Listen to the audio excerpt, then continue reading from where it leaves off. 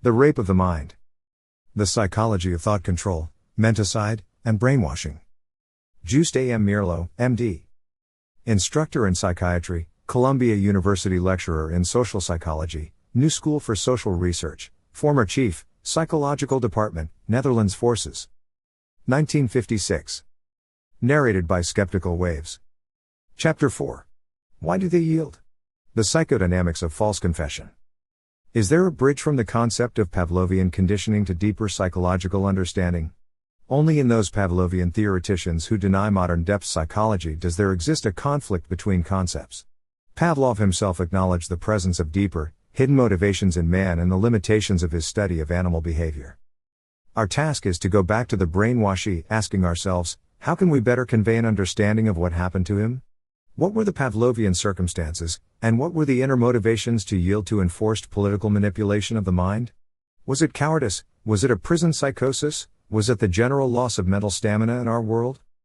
In the following observations and experiences I hope to make use of the clinical insight actually provided by modern depth psychology. The Upset Philosopher. One day in 1672, the lonely philosopher of reason, Spinoza, had to be forcibly restrained by his friends and neighbors. He wanted to rush out into the streets and shout his indignation at the mob which had murdered his good friend Jan de Witt, noble statesman of the Dutch Republic, who had been falsely accused of treason. But presently he calmed down and retreated to his room where, as usual, he ground optical lenses according to a daily and hitherto unbroken routine. As he worked, he thought back to his own behavior, which had been no more rational or sensible than the behavior of the rioting crowd which had killed de Witt. It was then that Spinoza realized the existence of the emotional beast hidden beneath human reason, which, when aroused, can act in a wanton and destructive fashion and can conjure up thousands of justifications and excuses for its behavior. For, as Spinoza sensed, and as was later discovered, people are not the rational creatures they think they are. In the unconscious, that vast storehouse of deeply buried memories, emotions, and strivings, lie many irrational yearnings, which constantly influence the conscious acts. All of us are governed to some degree by this hidden tyrant, and by the conflict between our reason and our emotions.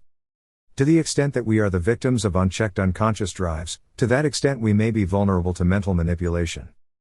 And although there is a horrifying fascination in the idea that our mental resistance is relatively weak, that the very quality which distinguishes one man from another, the individual, can be profoundly altered by psychological pressures, such transformations are merely extremes of a process we find operating in normal life. Through systematized suggestion, subtle propaganda, and more overt mass hypnosis, the human mind in its expressions is changed daily in any society. Advertising seduces the democratic citizen into using quackeries or one special brand of soap instead of another. Our wish to buy things is continually stimulated. Campaigning politicians seek to influence us by their glamour as well as by their programs. Fashion experts hypnotize us into periodic changes of our standards of beauty and good taste. In cases of menticide, however, this assault on the integrity of the human mind is more direct and premeditated. By playing on the irrational child lying hidden in the unconscious and by sharpening the internal conflict between reason and emotion, the inquisitor can bring his victims to abject surrender. All of the victims of deliberate menticide, the POWs in Korea, the imprisoned traitors to the dictatorial regimes of the Iron Curtain countries, the victims of the Nazi terror during the Second World War, are people whose ways of life had been suddenly and dramatically altered. They had been torn from their homes, their families, their friends, and thrown into a frightening, abnormal atmosphere. The very strangeness of their surroundings made them more vulnerable to any attack on their values and attitudes.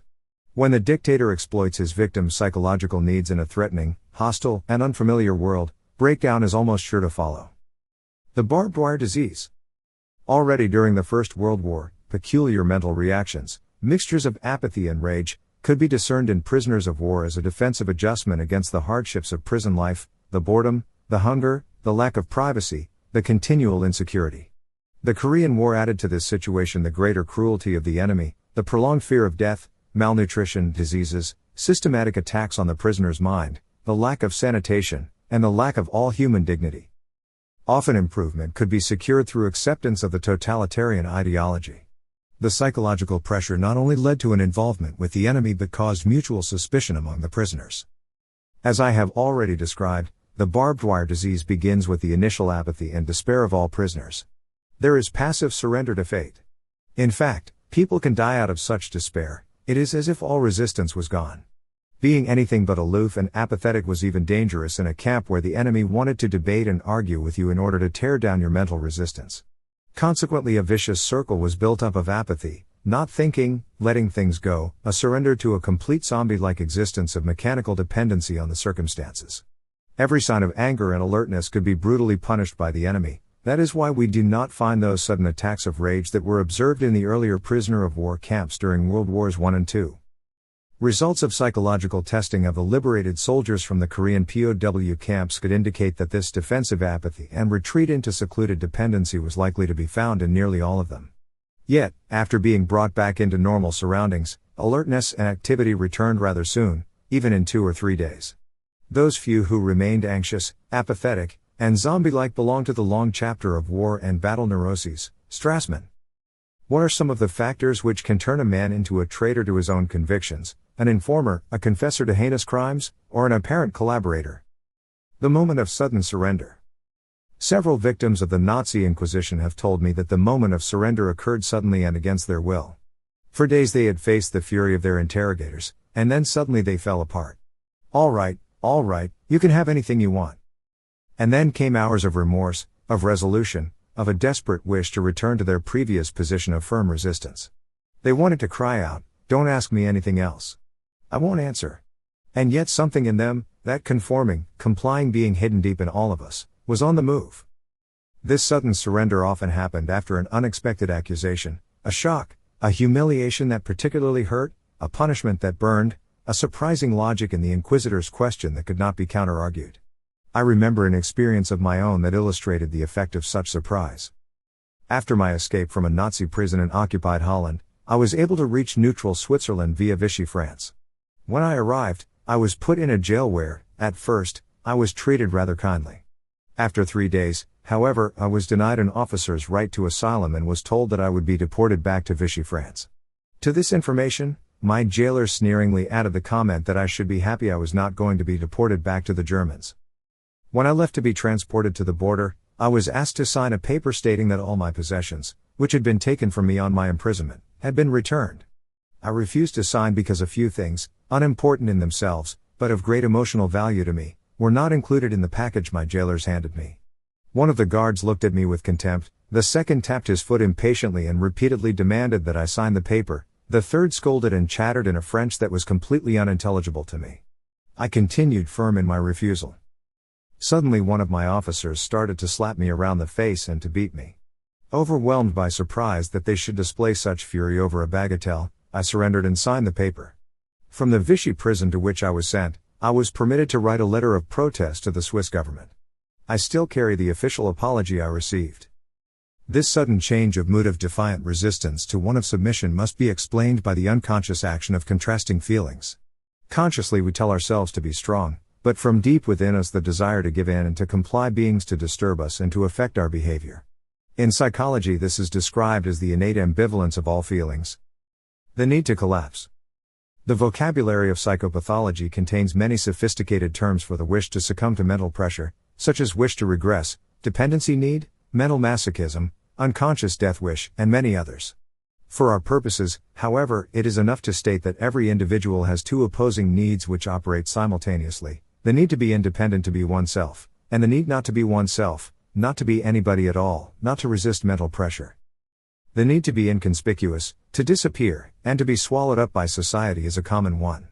In its simplest form we can see it all around us as a tendency to conform. Under ordinary circumstances the need for anonymity is balanced by the need for individuality, and the mentally healthy person is one who can walk the fine line between them. But in the frightening, lonely situations in which the victims of menticidal terror find themselves, situations which have a nightmare quality, which are crammed with dangers so tremendous they cannot be grasped or understood because there is nobody to explain or reassure, the wish to collapse, to let go, to be not there, becomes almost irresistible. This experience was reported by many concentration camp victims. They had come into camp with one unanswered question burning in their minds: why has all this happened to me?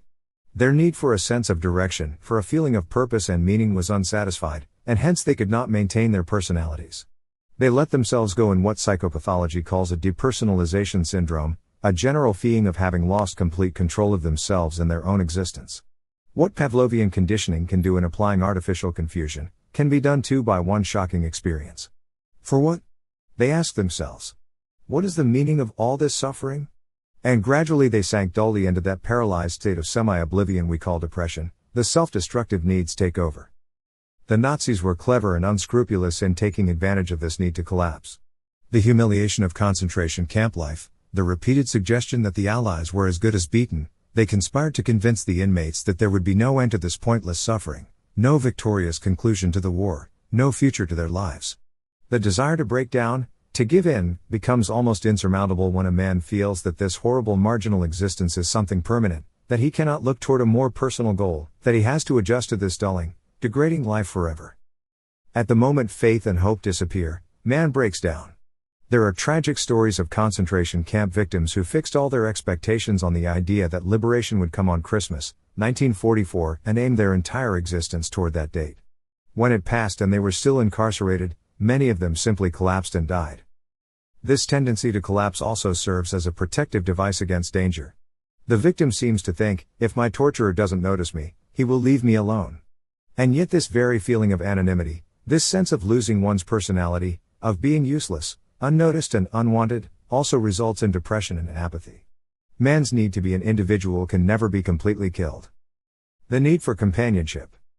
Not enough attention has been given to the psychology of loneliness, especially to the implications of enforced isolation of prisoners. When the sensory stimuli of everyday life are removed, man's entire personality may change.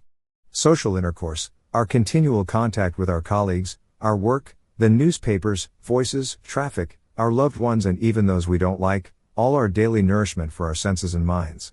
We select what we find interesting, reject what we do not want to absorb. Every day, every citizen lives in many small worlds of exchange of gratifications, little hatreds, pleasant experiences, irritations, delights. And he needs these stimuli to keep him on the alert. Our by-hour reality, in cooperation with our memory, integrates the millions of facts in our lives by repeating them over and over. As soon as man is alone, closed off from the world and from the news of what is going on, his mental activity is replaced by quite different processes. Long forgotten anxieties come to the surface, long repressed memories knock on his mind from inside. His fantasy life begins to develop and assume gigantic proportions. He cannot evaluate or check his fantasies against the events of his ordinary days, and very soon they may take possession of them. I remember very clearly my own fantasies during the time I was in a Nazi prison. It was almost impossible for me to control my depressive thoughts of hopelessness. I had to tell myself over and over again, think. Keep your senses alert, don't give in. I tried to use all my psychiatric knowledge to keep my mind in a state of relaxed mobilization, and on many days I felt it was a losing battle. Some experiments have shown that people who are deprived, for even a very short time, of all sensory stimuli, no touch, no hearing, no smell, no sight, quickly fall into a kind of hallucinatory hypnotic state. Isolation from the multitude of impressions that normally bombard us from the outside world creates strange and frightening symptoms. According to Heron, who performed experiments on a group of students at McGill University by placing each student in his own pitch-black, soundproof room, ventilated with filtered air, and encasing his hands in heavy leather mittens and his feet in heavy boots, little by little their brains go dead or slip out of control.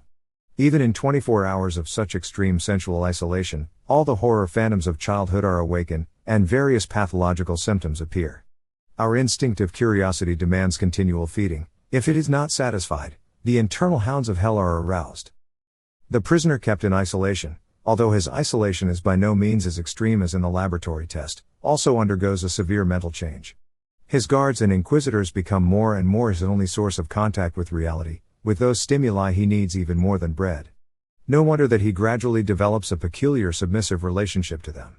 He is affected not only by his isolation from social contacts, but by sexual starvation as well. The latent dependency needs that lie deep in all men make him willing to accept his guard as a substitute father figure. The inquisitor may be cruel and bestial, but the very fact that he acknowledges his victim's existence gives the prisoner a feeling that he has received some little bit of affection. What a conflict may thus arise between a man's traditional loyalties and these new ones. There are only a few personalities which are so completely self-sufficient that they can resist the need to yield, to find some human companionship, to overcome the unbearable loneliness. During the World Wars, prisoners at first suffered from a peculiar, burning homesickness already called barbed wire disease. Memories of mother, home, and family made the soldiers identify with babyhood again, but as they became more used to prison camp life, thoughts of home and family also created positive values and helped make the prison camp life less harrowing. Even the prisoner who is not kept in isolation can feel lonely in the unorganized mass of prisoners. His fellow prisoners can become his enemies as easily as they can become his friends. His hatred of his guards can be displaced and turned against those imprisoned with him. Instead of suspecting the enemy, the victim may become suspicious of his companions in misery. In the Nazi concentration camps and the Korean POW camps, a kind of mass paranoia often developed. Loneliness was increased because the prisoners cut themselves off from one another through suspicion and hatred. This distrust was encouraged by the guards. They constantly suggested to their victims that nobody cared for them and nobody was concerned about what was happening to them. You are alone. Your friends on the outside don't know whether you're alive or dead. Your fellow prisoners don't even care. Thus all expectation of a future was killed, and the resulting uncertainty and hopelessness became unbearable. Then the guard sowed suspicion and spread terrifying rumors. You are here because those people you call your friends betrayed you. Your buddies here have squealed on you. Your friends on the outside have deserted you. Playing on a man's old loyalties, making him feel deserted and alone, force him into submission and collapse. The times that I myself wavered and entertained thoughts about joining the opposite forces always occurred after periods of extreme loneliness and deep-seated yearnings for companionship. At such moments the jailer or enemy may become a substitute friend. Blackmailing through overburdening guilt feelings. Deep within all of us lie hidden feelings of guilt, unconscious guilt, which can be brought to the surface under extreme stress. The strategy of arousing guilt is the mother's oldest tool for gaining dominance over her children's souls. Her warning and accusing finger give her a magic power over them and help to create deep-seated guilt feelings which may continue all through their adult lives. When we are children, we depend on our parents and resent them for just this reason. We may harbor hidden destructive wishes against those closest to us, and feelings of guilt about these wishes. Buried deep in man's unconscious is the knowledge that he is at hostile fantasies, and that in his hostile fantasies he has felt himself capable of committing many crimes. Theodore Reich has drawn our attention to the unknown primitive murderer believed to be in all of us, whose compulsion to confess and to be punished may be easily provoked under circumstances of terror and depression. This concept of concealed hostility and destructiveness is often difficult for the layman to accept. But consider for a moment the popularity of the detective story. We may tell ourselves that we enjoy reading these tales because we identify with the keen and clever sleuth, but, as is clear from psychoanalytic experience, the repressed criminal in all of us is also at work and we also identify with the conscienceless killer. As a matter of fact, our repressed hostilities make the reading of hostile acts attractive to us. In the political sphere, the systematic exploitation of unconscious guilt to create submission is a utilization of the unconscious confession compulsion and the need for punishment. Continual purges and confessions, as we encounter them in the totalitarian countries, arouse deeply hidden guilt feelings. The lesser sin of rebellion or subversion has to be admitted to cover personal thoughts of crime which are more deeply embedded. The personal reactions of those who are continually interrogated and investigated give us a clue as to what happens.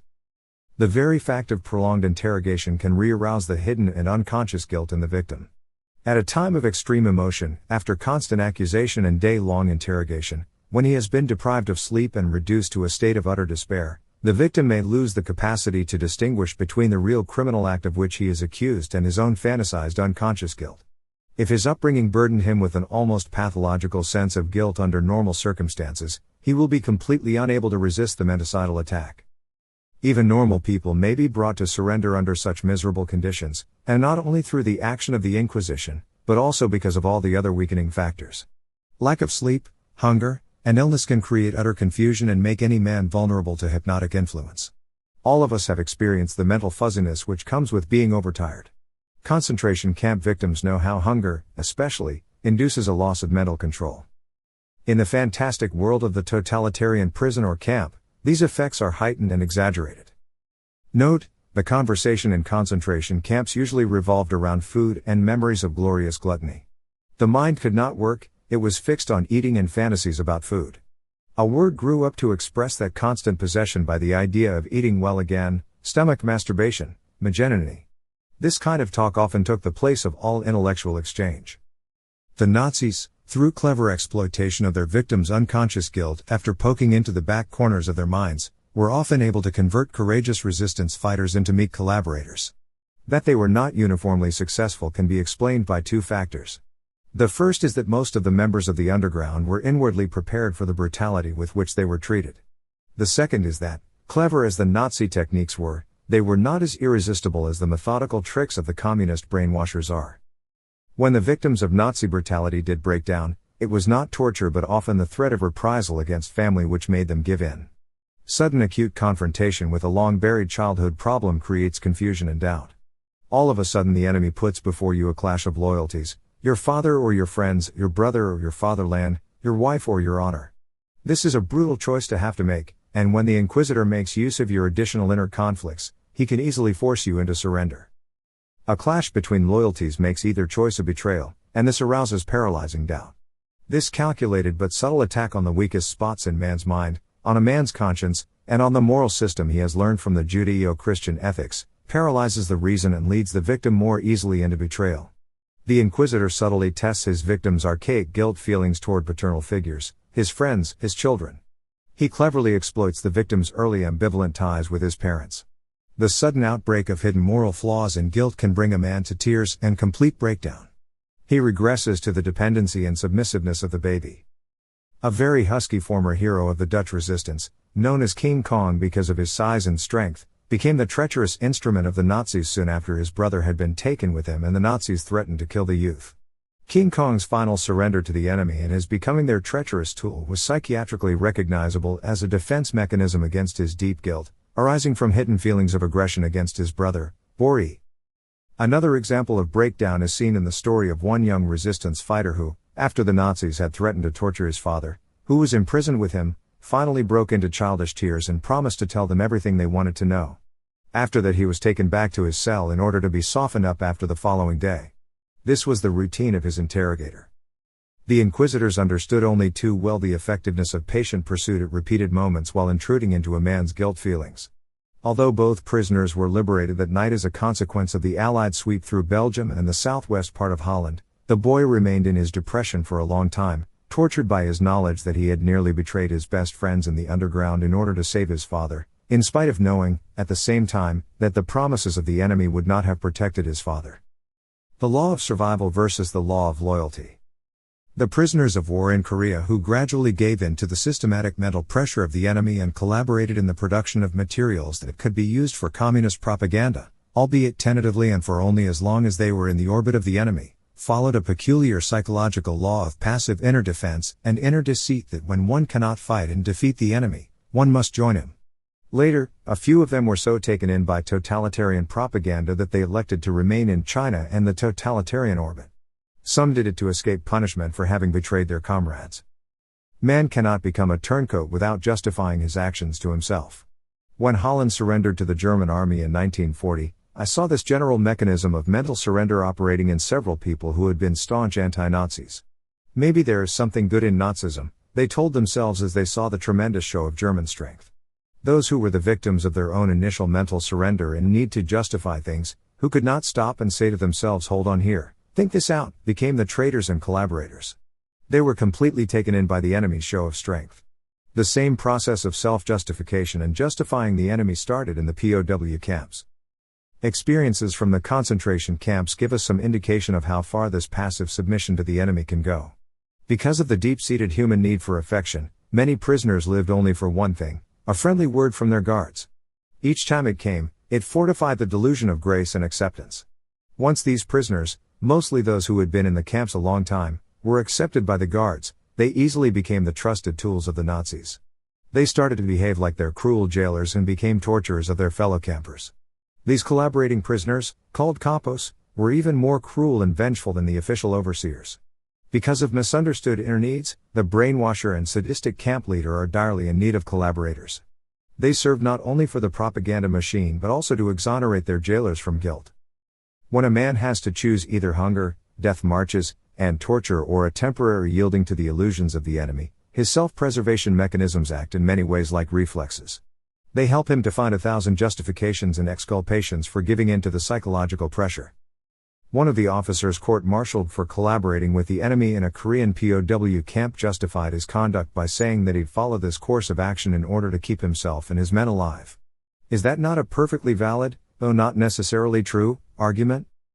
The use of it serves to point up the fact that self-protective mechanisms are usually much stronger than ideological loyalty. No one who has not faced this same bitter problem can have an objective opinion as to what he himself would do under the circumstances. As a psychiatrist, I suggest that most people would yield and compromise when threat and mental pressure became strong enough. Among the anti-Nazi undergrounds in the Second World War were physically strong boys who thought they could resist all pressure and would never betray their comrades. However, they could not even begin to imagine the perfidious technique of menticide. Repeated pestering, itself, is more destructive than physical torture. The pain of physical torture, as we have said, brings temporary unconsciousness and, consequently, forgetfulness, but when the victim wakes up, the play of anticipation begins. Will it happen again? Can I stand it anymore? Anticipation paralyzes the will. Suicidal thoughts and identifications with death do not help. The foe doesn't let you die but drags you back from the very edge of oblivion. The anticipation of renewed torture increases internal anxieties. Who am I to stand all this? Why must I be a hero? Gradually resistance breaks down. The surrender of the mind to its new master does not take place immediately under the impact of duress and exhaustion. The inquisitor knows that in the period of temporary relaxation of pressure, during which the victim will rehearse and repeat the torture experience in himself, the final surrender is prepared. During that tension of rumination and anticipation, the deeply hidden wish to give in grows. The action of continual repetition of stupid questions, reiterated for days and days, exhausts the mind till it gives the answers the inquisitor wants to have. In addition to the weapon of mental exhaustion, he plays on the physical exhaustion of the senses. He may use penetrating, excruciating noises or a constant strong flashlight that blinds the eyes. The need to close the eyes or to get away from the noises confuses the mental orientation of the victim. He loses his balance and feelings of self-confidence. He yearns for sleep and can do nothing else but surrender. The infantile desire to become part of the threatening giant machine, to become one with the forces that are so much stronger than the prisoner has won. It is an unequivocal surrender. Do with me what you want. From now on I am you. That only deprivation from sleep is able to produce various abnormal reactions of the mind was confirmed by Tyler in an experiment with 350 male volunteers. He deprived them of sleep for 102 hours. 44 men dropped out almost at once because they felt too anxious and irritated. After 40 hours without sleep, 70% of all subjects had already had illusions, delusions, hallucinations, and similar experiences. Those who had true hallucinations were dropped from the experiment. After the second night, sporadic disturbances of thinking were common to all subjects. The participants were embarrassed when they were informed later of their behavior. The changes in emotional response had been noticeable: euphoria followed by depression, dejection and restlessness, indifference to unusual behavior shown by other subjects. The experiment gave the impression that prolonged wakefulness causes some toxic substance to affect brain and mind. Only the few strong, independent, and self-sufficient personalities, who have conquered their dependency needs, can stand such pressure or are willing to die under it. The ritual of self-accusation and breastbeating and unconditional surrender to the rules of the elders is part of age-old religious rites. It was based on a more or less unconscious belief in a supreme and omnipotent power. This power may be the monolithic party state or a mysterious deity. It follows the old inner device of credo quia absurdum, I believe because it is absurd, a faithful submission to a superworld stronger than the reality which confronts our senses. Why the totalitarian and orthodox dogmatic ideology sticks to such a rigid attitude, with prohibition of investigation of basic premises, is a complicated psychological question. Somewhere the reason is related to the fear of change, the fear of the risk of change of habits, the fear of freedom, which may be psychologically related to the fear of the finality of death. The denial of human freedom and equality lifts the authoritarian man beyond his mortal fellows. His temporary power and omnipotence give him the illusion of eternity. In his totalitarianism he denies death and ephemeral existence and borrows power from the future. He has to invent and formulate a final truth and protective dogma to justify his battle against mortality and temporariness. From then on, the new fundamental certainty must be hammered into the minds of adepts and slaves. What happens inside the human psyche under severe circumstances of mental and physical attack is clarified for us in the studies of the general mental defenses available to man. Earlier, I myself tried in several publications to analyze the various ways people defend themselves against fear and pressure. In the last phases of brainwashing and menticide, the self-humiliating submission of the victim serves as an inner defensive device annihilating the prosecuting inquisitor in a magic way. The more they accuse themselves, the less logical reason there is for his existence. Giving in and being even more cruel toward oneself makes the inquisitor and judge, as it were, impotent and shows the futility of the accusing regime. We may say that brainwashing and menticide provoke the same inner defensive mechanism that we observe in melancholic patients. Through their mental self-beatings, they try to get rid of fear and to avoid a more deeply seated guilt. They punish themselves in advance in order to overcome the idea of final punishment for some hidden, unknown, and worse crime. The victim of menticide conquers his tormentor by becoming even more cruel toward himself than the inquisitor. In this passive way, he annihilates his enemy. The mysterious masochistic pact. In Arthur Koestler's masterpiece, Darkness at Noon, he describes all the subtle intricacies, reasonings, and dialectics between the inquisitor and his victim. The old Bolshevik, Rubashov, preconditioned by his former party adherents, confesses to plotting against the party and the party line. He is partly motivated by the wish to render a last service. His confession is a final sacrifice to the party. I would explain the confession rather as part of that mysterious masochistic pact between the inquisitor and his victim which we encounter, too, in other processes of brainwashing. Note, the term masochism originally referred to sexual gratification received from pain and punishment, and later became every gratification acquired through pain and abjection. It is the last gift and trick the tortured gives to his torturer. It is as if he were to call out, "Be good to me. I confess. I submit. Be good to me and love me." After having suffered all manner of brutality, hypnotism, despair, and panic, there is a final quest for human companionship, but it is ambivalent, mixed with deep despising, hatred, and bitterness. Tortured and torturer gradually form a peculiar community in which the one influences the other. Just as in therapeutic sessions where the patient identifies with the psychiatrist, the daily sessions of interrogation and conversation create an unconscious transfer of feelings in which the prisoner identifies with his inquisitors, and his inquisitors with him. The prisoner, enraptured in a strange, harsh, and unfamiliar world, identifies much more with the enemy than does the enemy with him. Unwittingly he may take over all the enemy's norms, evaluations, and attitudes toward life. Such passive surrender to the enemy's ideology is determined by unconscious processes. The danger of communion of this kind is that at the end all moral evaluations disappear. We saw it happen in Germany. The very victims of Nazism came to accept the idea of concentration camps. In menticide we are faced with a ritual like that found in witch hunting during the Middle Ages, except that today the ritual has taken a more refined form. Accuser and accused, each affords the other assistance, and both belong together as collaborating members of a ritual of confession and self-denigration.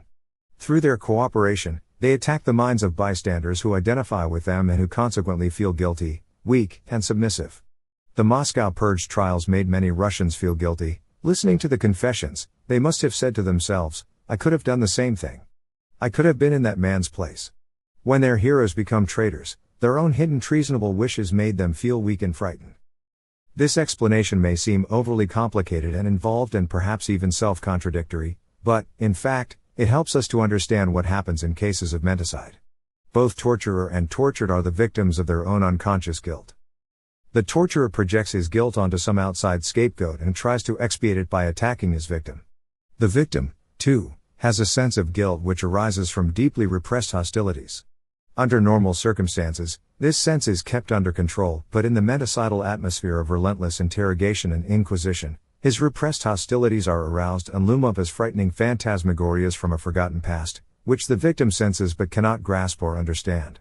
It is easier to confess to the accusation of treason and sabotage than to accept the frightening sense of criminality with which his long-forgotten aggressive impulses now burden him. The victim's overt self-accusation serves as a trick to annihilate the inner accuser and the persecuting inquisitor. The more I accuse myself, the less reason there is for the inquisitor's existence. The victim's going to the gallows kills, as it were, the inquisitor too, because there existed a mutual identification. The accuser is made impotent the moment the victim begins to accuse himself, and tomorrow the accuser himself may be accused and brought to the gallows.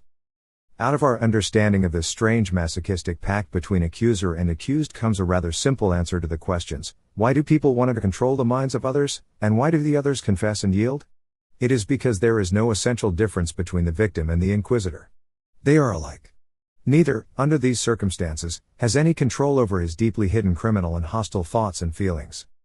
It is obviously easier to be the inquisitor than the victim, not only because the inquisitor may be temporarily safe from mental and physical destruction, but also because it is simpler to punish others for what we feel is criminal in ourselves than it is to face up to our own hidden sense of guilt. Committing menticide is the lesser crime of aggression, which covers up the deeper crime of unresolved hidden hatred and destruction. Brainwashing and menticide: a survey of psychological processes involved in brainwashing and menticide.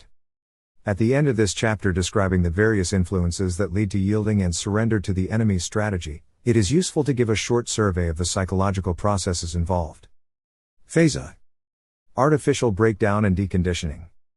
The Inquisitor tries to weaken the ego of his prisoner. Though originally physical torture was used, hunger and cold are still very effective. Physical torture may often increase a person's stubbornness. Torture is intended to a much greater extent to act as a threat to the bystanders, the people's imagination. Their wild anticipation of torture leads more easily to their breakdown when the enemy has need of their weakness. Of course, occasionally a sadistic enemy may find individual pleasure in torture. The many devices the enemy makes use of include intimidating suggestion, dramatic persuasion, mass suggestion, humiliation, embarrassment, loneliness and isolation, continued interrogation, overburdening the unsteady mind, arousing more and more self-pity. Patience and time help the Inquisitor to soften a stubborn soul. Just as in many old religions the victims were humbled and humiliated in order to prepare for the new religion, so, in this case, they are prepared to accept the totalitarian ideology. In this phase, out of mere intellectual opportunism, the victim may consciously give in. Phase II. Submission to and positive identification with the enemy. As has already been mentioned, the moment of surrender may often arrive suddenly. It is as if the stubborn negative suggestibility changed critically into a surrender and affirmation.